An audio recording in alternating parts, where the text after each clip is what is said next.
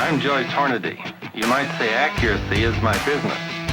I make bullets. You are listening to the Hornady Podcast. Thanks for joining us and enjoy the show.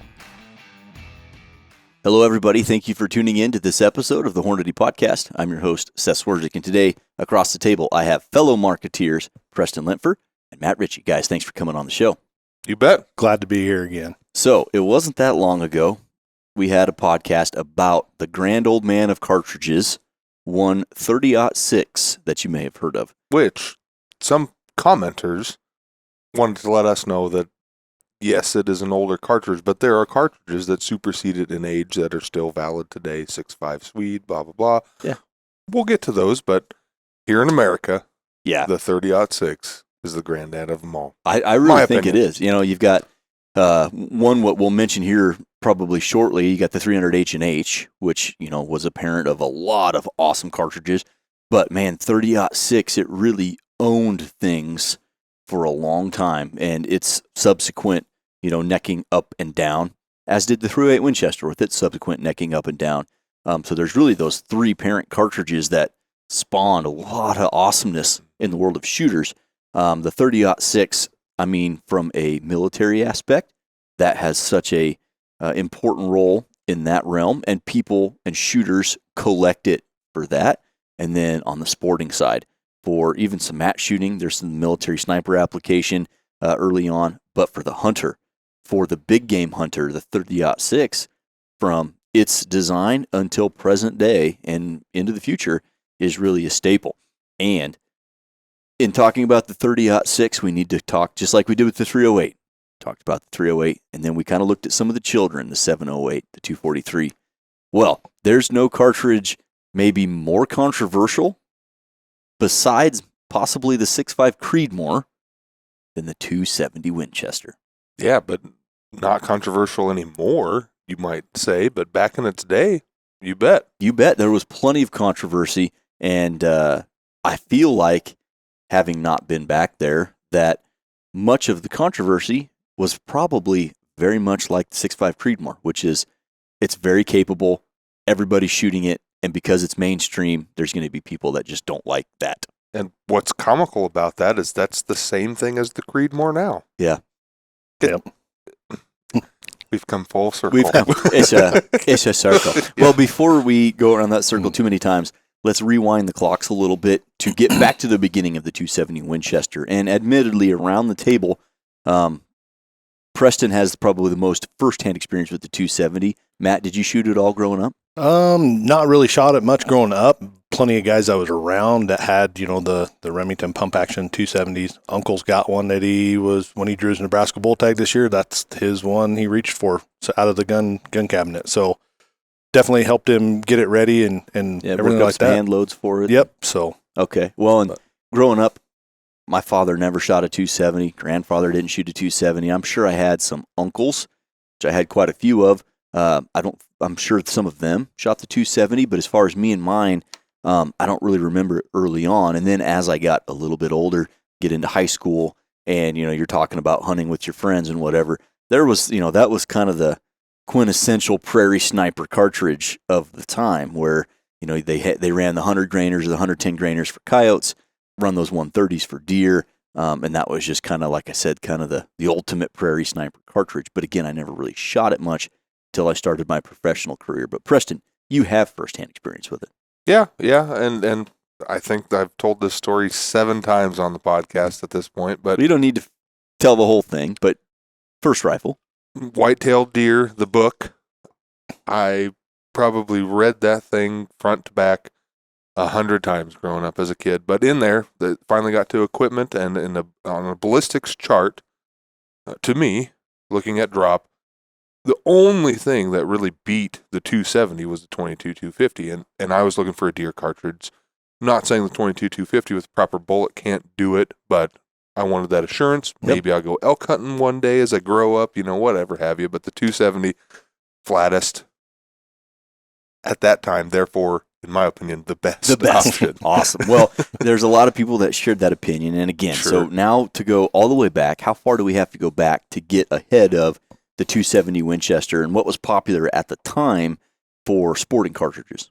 to get ahead of it, I mean, we're talking the 30-06 and the 250 3000 Savage. Yeah. That's about it. You know, obviously, as people have pointed out, there was the 6.5 Swede, the 7 Mauser, so on and so forth. 57. 3040 Craig was probably, with all of its military use ending around turn of the century, I'm sure that was a pretty viable cartridge at the time. Yeah. But that being said, not that far along after the 30-06 was become popular and was the mainstay here in America, 1923, Winchester developed the 270 Winchester, released it in 1925. So it's been around a long time. It's been around a while. And Matt, you said you've seen some things that would indicate that maybe somebody was playing around with the 277 version of the 3003, which would have slightly predated the 30-06. Yeah, all my studying there on the old interwebs was kind of the parent cartridge for it. And yeah, the other note that I thought was pretty interesting was it was one of the first commercially available cartridges that could propel a bullet over 3,000 feet per second, around that 3,000 feet per second, so. Which is screaming. At the time, it was screaming. 1900, yeah. It's still screaming. I mean, that's still really fast. And it was a small handful, like you'd mentioned, Preston, the 250 3000, probably not the best big game cartridge. The 30-06, significantly slower. And then you mentioned this was released in 1925. So was the 300 H&H mag, which could definitely propel some bullets north of $3,000. And so those were really your two options for that really high velocity, flat shooting for big game at the time. And that's 1925. And they released it. Winchester also released a rifle with that cartridge, the Model 54, which was the classic, Mauser style action. Notoriously horrible triggers from what I'm told. I've not fired any, but I've heard that they had a 2-stage trigger that was quite simply atrocious, which, that 54 action led to the Model 70, and they kind of refined that trigger group there. We're going to have to find a 54 now. I have to feel that. We probably got one downstairs. We might. I've not shot one. So you've got 1925, you got the release date. What kind of ammo bullet offerings are you looking at right out of the gate? Initially, it's just 130 grain bullet, 3,140 feet per second, and then they backed it down later on. They maybe, I don't know, speculation, they aimed a little high and then brought it back down to 3,060 feet per second. Okay, which is still... Sammy Spec, this is a 65,000 PSI cartridge, so it's up there. Yeah, and right? Sammy wasn't established until 1926, and so... Maybe, I don't know this would be total speculation, but maybe those Sammy standards, in 1926, as they're starting to solidify these things. A little bit more rigorous testing. Yeah, maybe had to rein them in a little bit. That 3150 is looking pretty steep. So 130, going back to 1925 to present day, everybody that shoots a 270, they're shooting a 130 grain bullet. For the most part. That's kind of, if you have a combination 270 and 130 grain bullet and it's not working, it's because the gun's broken, because that combination always works. Yep. Now, there are a lot of other offerings. Later on, there were some lighter weight offerings. There were some heavier weight offerings, just to boost its big game capabilities, right? So we had a 150 grain option. There were some 110 grain options for varmints, things like that, which is always kind of comical to me because, I don't know, maybe in today's age, we're just spoiled and we have options, but I don't know. I'm not taking my 270 coyote hunting, although it has killed its fair share of coyotes. I would think, I've mentioned at the beginning, kind of facetiously talking about the Prairie Sniper cartridge. There's been a lot of coyotes out on the prairie killed while you're hunting deer. Yeah. Or antelope or whatever. We've all done it. Oh, yeah. Every hunt's a coyote hunt once you see one. 130 grain Spire Point has killed quite a few with mine. Yeah. It's great combination, and that 130 grain bullet, super capable for the hefty majority of what people are hunting in America, which is mainly whitetail and mule deer and antelope. You get into the elk, that 130 is probably a little on the softer side perhaps, but then you have that 150, which came out shortly after the 130. We always think of spire-shaped bullets that have a steep ogive, but that 150, very likely some of the initial offerings would have been round-nose bullets for shorter range shooting, but bigger, higher sectional density, deeper penetration, just a little more authority on game, something like an elk. Yeah, absolutely.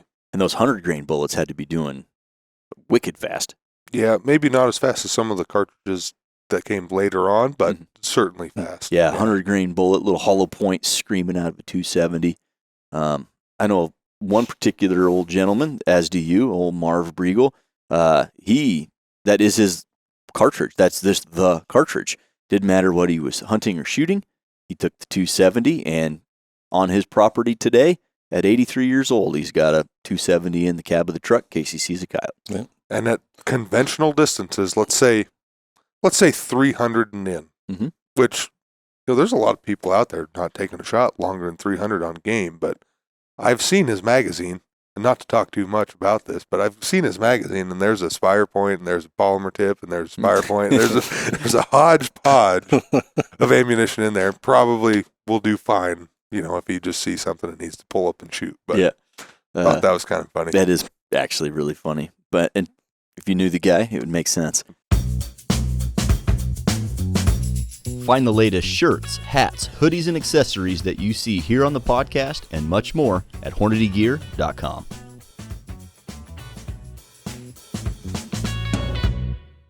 So going back to the 270 as its initial offerings, you got it coming out of the gate at 1925. You've got the 30-06, which has become the American standard as a military cartridge, and the majority of people just sporterizing 30-06 rifles, shooting a 30-06. So yeah, there's no better way to ensure a cartridge's success than having it be adopted by the military. 100%. Right, and the 30-06 is that one. So pre-World War II, the 270 didn't get a whole lot of look or success right out of the gate, but evidently they stuck with it. And post-World War II is kind of where you see people starting to recognize that it's got a little bit less recoil than the 30-06. It's flatter than the 30-06.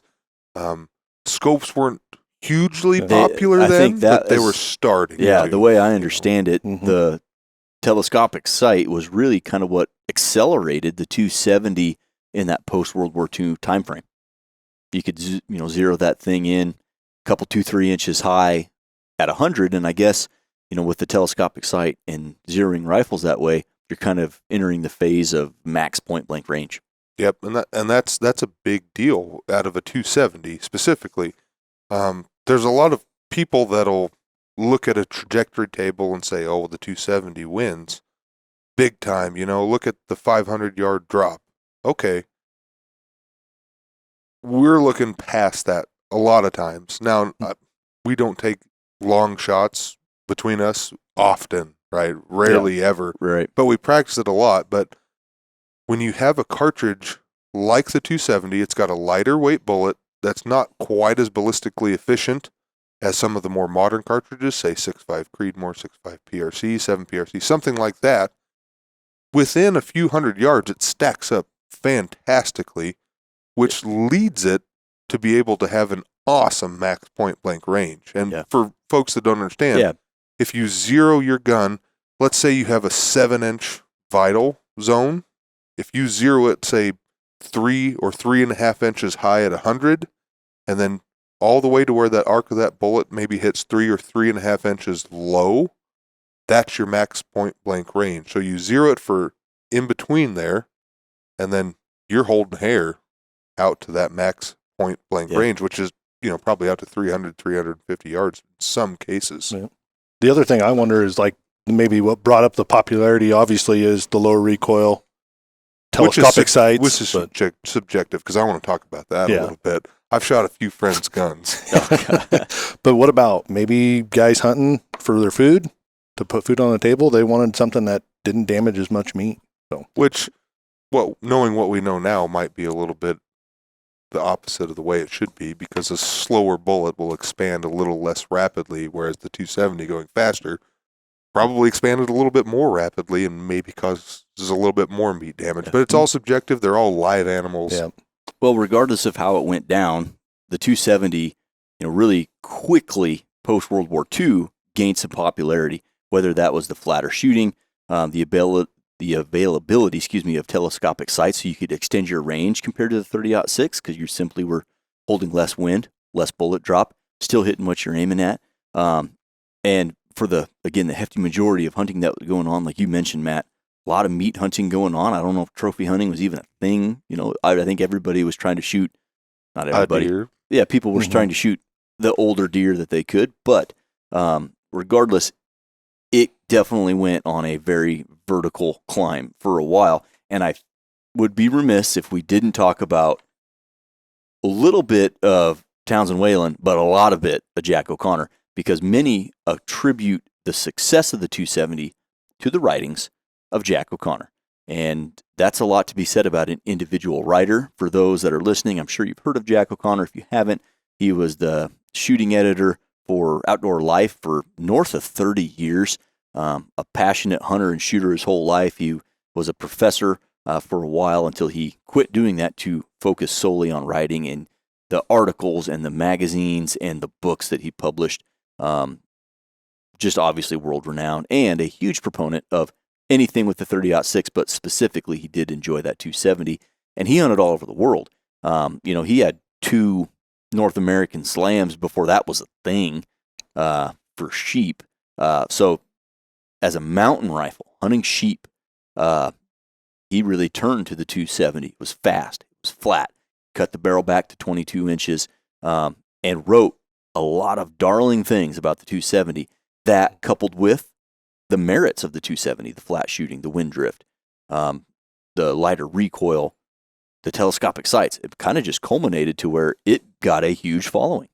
Yeah, and folks have to, if you've never heard of him, if you're my age or younger, obviously you weren't around when those magazines were coming out and you're not reading those articles. Totally different time than right now, right?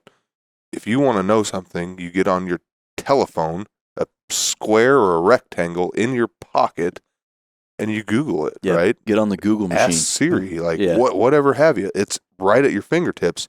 Back in those days, you were looking at magazines, you were reading articles, you were talking to the guy at the general store that sold guns. That's what you were doing to get your information. So he's very influential in the 270. He also was a fan of other cartridges too. Absolutely. But a big proponent of the 270. One might go as far to say as it'll take anything in North America. Obviously, you throw the grizzly bear in there, that throws perhaps a little bit of a wrench in there, but our friend Tyler Friel has taken a grizzly bear with a 6.5 Creedmoor. So right. So, but that's a good point, and he was a fan of other cartridges like the 30-06. And the 270 has been used to take brown bear and grizzly bear. And, Jack O'Connor himself used it on critters as big as moose. And like I said, he was bitten by the sheep hunting bug. And so he found it an ideal cartridge for that. But he used it on moose and elk and deer and mule deer and, antelope, prairie dogs, whatever. Coyotes. Yeah, he was a huge proponent. And then obviously we talked about Townsend Whalen, Colonel Townsend Whalen as it was. Now, Mr. Whalen, Colonel Whalen, the lead officer at the Frankfurt Arsenal. So he had one of his guys there to help him neck up and down cartridges. So he used the 30-06. Working for the government, he probably had a few 30-06 cartridges laying around. So everybody's probably heard of the 35 Whalen, but he also did a 25 Whalen and a few others. And he was a fan of the 270 Winchester as well, and used it for many things, wrote about it, used it on many hunts. And so you've got pretty high-level, influential people singing the praises of the 270 at a time where, again, there were fewer resources to get your information from, and that just helped drive the popularity of the 270 from, pre-World War II, where it was kind of it's a thing, to now post-World War II. It has almost, from the way I understand, having not been there, it became kind of the go-to cartridge of the 50s and 60s and into present day. So, there's a lot of cool options out there in the marketplace right now as far as rifles go.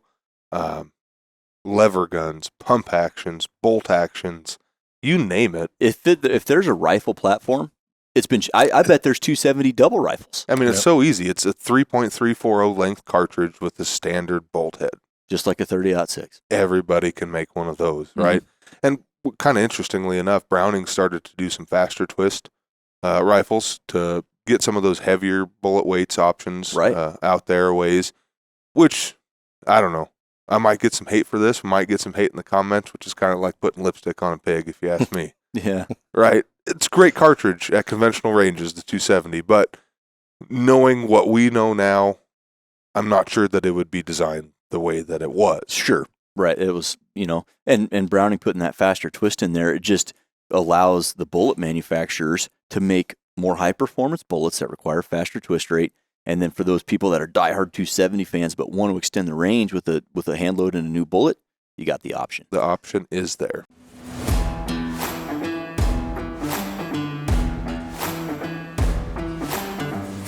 Power and performance in the palm of your hand. Hornady Handgun Hunter Ammunition. Built around the tough copper alloy Monoflex handgun bullet that features a proprietary elastomer tip, deep penetration, and high weight retention. Handgun Hunter Ammunition. As rough and rugged as the conditions and game demand. And so we've talked about all the great stuff for the 270 up until, in the 60s and 70s, it was the go-to cartridge. And it still is one of the go-to cartridges currently. Let's talk about factory ammo options because we've got the gamut, really. Yeah, so we go all the way from 130 grains up to 145 grains. The list used to be a little bit wider, but, demand causes what we make, right? So, but bullet options is kind of interesting because we've got a 130 grain CX option, which, wasn't there way back when. Right. And that, for me, takes this cartridge from let's say a medium or large game bullet into a big game. Yeah, elk. Yes, absolutely. Yeah. In fact, I loaded up some 130 grain at the time GMX bullets for a friend that drew his Nebraska elk tag. He said, "Man, I loaded them up both 130 grain GMX, now CX, and 145 grain ELDX bullets." And he said, "Man, the way those GMX bullets hit the target with so much more authority." That's what he ended up using and taking his once-in-a-lifetime Nebraska bull elk with. That really takes it to the next level. Yeah, the bullet technology. Absolutely. So, 99 to 100, 95 to 100% weight retention on a CX bullet. Really, really deep penetration. It's going to take 2 blocks to stop that thing. 2 blocks of ballistic gel. Yeah. Matt, when your uncle went on that elk hunt, what bullet was he shooting? He chose for the 145 ELDXs. So he didn't we offer a 140 SST at one point in time? At one point in time. Yep. So he had some of those, but the 145 just shot better. Sure. So yeah. Well, and he's a very proficient long-range shooter. He participates in F-class and things like that. So I can understand him wanting a higher ballistic coefficient bullet that maybe can reach out there a little bit further, expand at a lower velocity. Yep. And absolutely. As a hand loader, at present day, I mean, you can do anything you want in the 270. We mentioned 100 grain bullets, 110 grain bullets. Yep. We got VMAX bullets, and then again, you can go all the way up to, in Hornady, 150 grain bullets. Some other manufacturers out there, I mean, they're getting big, 165, 170 grain bullets and in that the 277 must diameter. look like a piece of spaghetti. It really must. Yeah, big bullets. Yeah. And so for the modern hunter, if you want a piece of history and some nostalgia, there is nothing wrong with the 270 Winchester. Incredibly capable. You can use it for almost anything. I don't think it's quite the from mice to elephant type of cartridge that maybe Jack O'Connor portrayed it as, but it is extremely capable. But it did not come without its share of controversy. Yeah, and I guess you can't probably bring up controversy without talking about the 6.5 Creedmoor. And people might get mad at me for bringing it up, but the 270, at its rise of popularity, was like the 6.5 Creedmoor now. Mm-hmm. People loved to hate it, right? There's people that said it didn't have enough horsepower. Let me see if I can find the quote here. In an article, O'Connor wrote, "When anyone assures me that the 270 isn't even a good mule deer rifle and that 270 bullets bounce off an elk, I cannot help but wonder how much game he's shot with 270 rifles, what kind, and where." Yeah. So the same exact things that you hear now with new cartridge introductions that I assume didn't happen back in the day Yep. were happening. Yep. Well, and we've heard it all, and I've heard the exact same statement for the cartridges, the 270 and the 6.5 Creedmoor. Good vet will stitch a Creedmoor wound up. Yeah, you shoot a mule deer with a 270, you take him to a vet quick, you patch him up. And no shortage of controversy. And Jack O'Connor actually, how did he do that? He kind of he received it and made it official. He wrote about it. He wrote about the controversy. Yep. Didn't shy away from it. He even had an article specifically about it. The controversial 270. That is exactly where that quote comes from. Yeah, you can type that article name in to a search bar. The Controversial 270 by Jack O'Connor. Wrote that for Outdoor Life. And like you'd mentioned, our friend Tyler, who is an editor at Outdoor Life currently, he recently wrote an article that said, what was the name of that one? Where it was the 270 Winchester was your grandpa's 6.5 Creedmoor. Talking about the controversy. Your grandpa experienced the controversy of the 270, just like we are experiencing that with the Creedmoor now. And it's actually comical to see how similar, like the vernacular is the exact same. It's just plug and play 6.5 to 270. Yep. And I didn't think that was happening way back when, because the options were fewer, Yeah. right? But I guess if you had a rifle chambered in something and somebody else was talking about another thing, maybe you felt a little bit of pride and wanted to argue a little bit.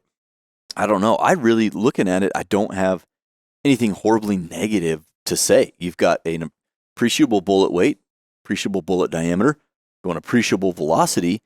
If you can hit what you're aiming at with it, it's probably a recipe for success. Yeah, and I might get some hate for this too, and I don't want to talk over anybody or talk too much, but my gosh, I'm a 6'4", 300-pound former athlete, certainly not current, although I do play hockey sometimes. Former athlete, and I've shot a host of 270 rifles. Mm-hmm. Like I said, that buddy wanted me to hand load him some for his rifle. I've had another buddy wanted me to do the same thing. Yes, it was a Ruger M77 all-weather light. Literally the stock is in the shape of a boat paddle, right? But light as can be, right? A light rifle in 270 kicks like a mule, in my opinion. Now, when you were getting ready for that hunt with the woodstock and had the metal butt plate, that's terrible. I shot that. Nope, we're done. We're done here. But you know what? If that same gun was chambered in 30-06, I would have hated it too. Yeah. The recoil is a subjective thing, and it absolutely is. It certainly packs a punch. The gun I had growing up was a Remington Model 710, the cheapest thing you could get at the time. I got it because it had a detachable box magazine. I didn't know that the Remington 700 was kind of the standard of actions. Yeah. At the time, I didn't know nothing. So that thing was kind of heavier, and I handled it pretty okay. Yeah. I was shooting kid, standing is probably a little different too. Yeah, or leaned up against a tree, Yeah. rather than shooting prone or off the bench. Proned out with a straight wrist stock, just eating that metal butt plate in your collarbone. The whole thing is your shoulder. Yeah, I was bruised after we shot that. I remember that. Yeah. So they do have some kick, and that's kind of why I think it's hilarious that the 6.5 Creedmoor gets thrown into this, is because both of them love to get hated at their time. The same exact people that are saying the 270 does what the 6.5 Creedmoor does, sure, out to 500 yards it absolutely does, but the 6.5 Creedmoor kicks a hell of a lot less. Yeah, it does. Yeah, and then they, just what little research I did was the highlight for the 270 was primarily it's a hunting cartridge. You never saw it in a match application. No. So the 6.5 Creedmoor, the other 6.5s and maybe some 30 cals, that's where they were probably a little more popular than the 270, was the fact that they had other applications in the match world. So that was a little interesting to me that it was almost solely a hunting cartridge. Yeah. I can't think of one instance where I've seen anybody play with the 270 in a match. Not one. No, I haven't either. And I have to think, there were match bullets available for a while, and that might have just been popularity. People just wanted to see what they could do with their rifle. We don't offer any match projectiles now. I'm not sure who else in the bullet manufacturing space does. Probably not many, if any. Yeah. And what we've learned from cartridge design over the past 20 years, the 270 has a 278.3 free bore with one of those really, really, really shallow angles down to 277, and that just, if we were to design it today, you wouldn't see that. So maybe not the most accurate cartridge out there, but at conventional ranges, it is certainly minute a deer. Mm-hmm. Yep, absolutely. And it's been the standard for such a long time. It's cool to see it today. We're recording this in 2023. That it's still the only real success in .277. And when you look at other cartridges that are that bullet diameter, 270 Winchester short mag, 6.8 Western, 27 Nosler, 270 Weatherby mag. I mean, you've got some other cartridges that do have their niche. They're in a spot, and people probably like those at some level. But as far as grand scale goes, the 270 Winchester is really the only one in that bullet diameter that's, in my opinion, stood the test of time and is still popular today. That's not just only popular in a small niche area, in my opinion. The Hornady Trek-Lite Lockbox XXL. Constructed of an advanced impact-resistant polycarbonate featuring dual 4-digit TSA locks, the Trek-Lite Lockbox offers heavy-duty protection at a third of the weight of steel. The included 1,500-pound rated security cable with patented cable connector maximizes cargo space for up to 2 full-sized handguns. The Trek-Lite Lockbox XXL from Hornady Security. Yeah, it's kind of crazy when you think about all the bullet diameters out there. The 270 is, let me do quick math, 7 thousandths away from a 7mm bullet. Mm-hmm. That's wild how close those things actually are. Yeah. Why there might even be a need for a 277 bullet. Yeah, or a 7mm bullet. Well, a 7 beat it to the punch, obviously. That's why it is wild to think how, just the small nuance. And I don't know, I wish I could have been around to live through the controversy, just to give it, just to look through that lens to see it. Is it exactly what's going on now at the Creedmoor?